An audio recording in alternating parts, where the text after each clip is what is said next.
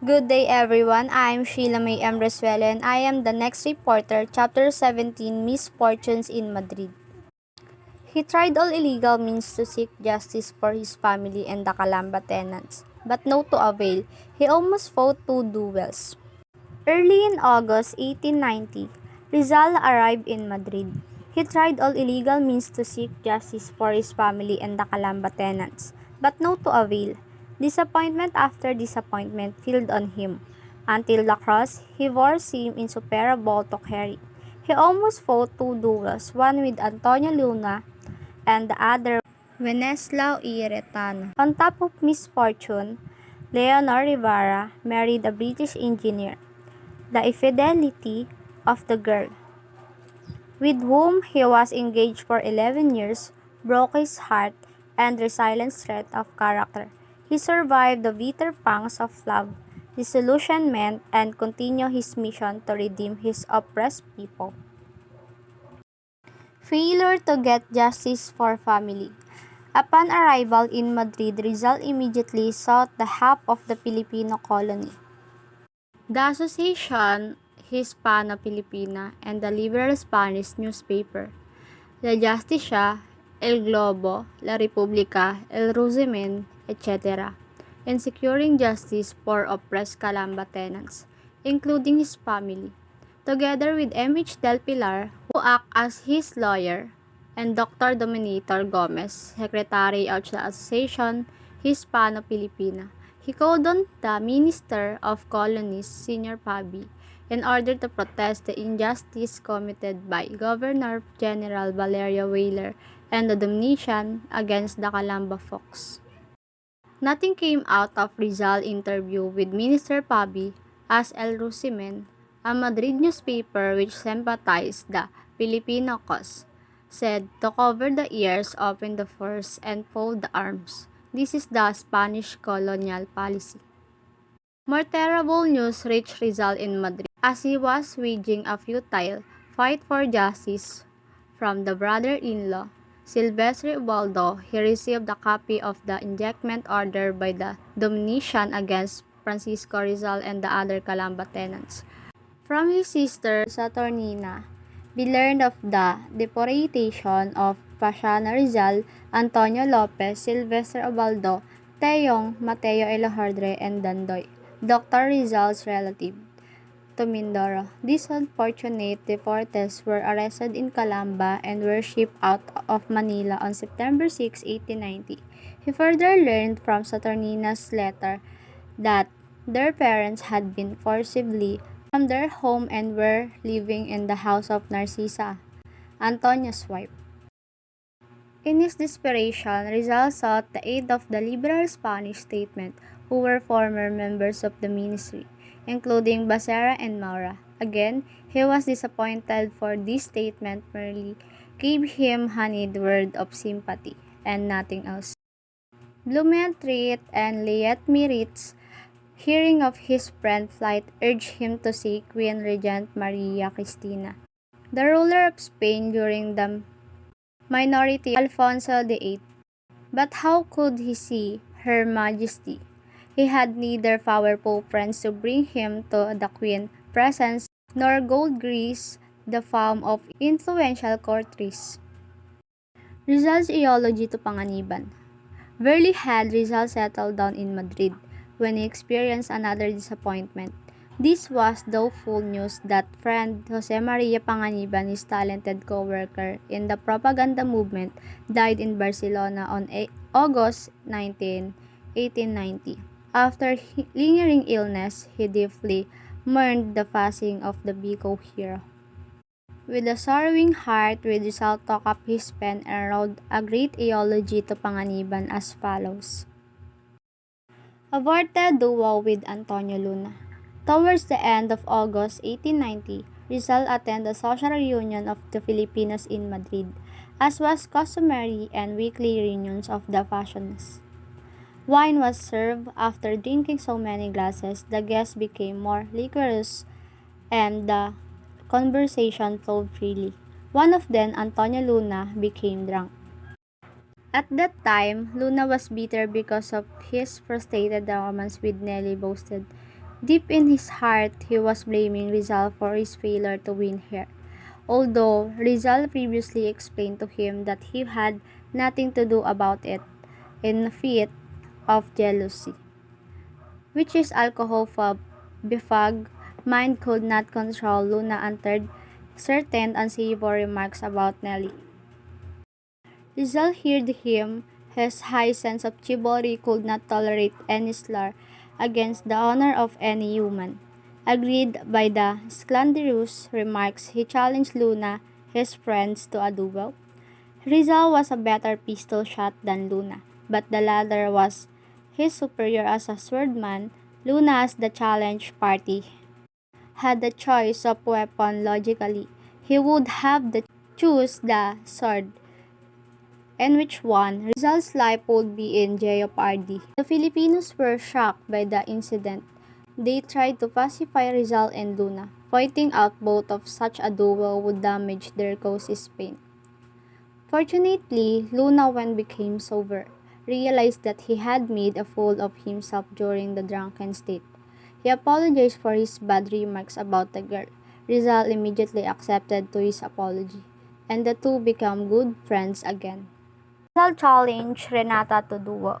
Rizal was by nature neither hot-tempered nor pugnacious, but were honor of his people, family, women, and friends was he merchant. He never hesitated to fight even he were risking his own life. On other occasion, he challenged another man to a duel. Wenceslao y Renata, his bitter enemy of the firm. Retana, a talented Spanish scholar, was then a press agent of the friars in Spain. He used to attack the Filipinos, including Rizal, in various newspapers in Madrid and other cities in Spain. One day, he prudently wrote an article in La Epocada, an anti-Filipino newspaper in Madrid, asserting that the family and friends of Rizal had not paid their rents so that they were ejected from their lands in Calamba by the Dominicians. Such an insult stirred Rizal to action. Immediately, he sent his second to Retana with his challenge to a duel. All Retana's blood and his apology could vindicate the good names of Rizal's family and friends, because he believed that discretion is the better part of valor, and more so, to save his own skin, Retana at once published a retraction and apology in the newspaper. His second hand warned him that he had no chance whatsoever against Rizal on a field of honor. Rizal was his superior in both pistol and sword. Infidelity of Leonor Ribera. In the autumn of 1890, Rizal was feeling bitter at so many disappointments he encountered in Madrid. One night and more some friends attend a play of Teatro Apollo, and there he lost his gold watch chain with the locket containing the picture of Leonor Ribera, his beloved sweetheart. The loss of the locket proved to be a bad omen. Early in December 1890, with the cold winds of winter sweeping across the shivering city, Rizal received a letter from Leonor, announcing her coming marriage to an Englishman, the choice of her mother, and asking his forgiveness. This letter was a great blow to him. He was stunned, his eyes dimmed with tears, and his heart broke. 3 months later, Madrid sent another comforting letter saying, I am grieved with all my heart that you have lost the girl to whom you were engaged. But if she was able to renounce a Rizal, he did not possess the nobility of your spirit.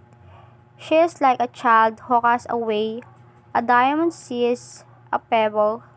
In other words, she is not the woman for Rizal. Rizal the Pilar rivalry. Towards the closing days of 1890, there arose an opportunate rivalry between Rizal and M.H. del Pilar for supremacy. Rizal, the most talented Filipino of his time, was until the undisputed leader of Filipino in Europe. On the other hand, Del Pilar, the fearless lawyer journalist, was gaining prestige in Madrid for his vigorous editorials in La Solidaridad, which he came to own. He had first and fortnightly periodical from Pablo Rianzares, its first from Propictor, and had replaced Gracianos Lopez Jacna as its editor. As a leader, Rizal tried to imbue his compatriots with his own idealism, for the belief that to gain prestige for propaganda movement and win the respect of Spanish people, they must possess high standard with morality, dignity, and spirit of sacrifices.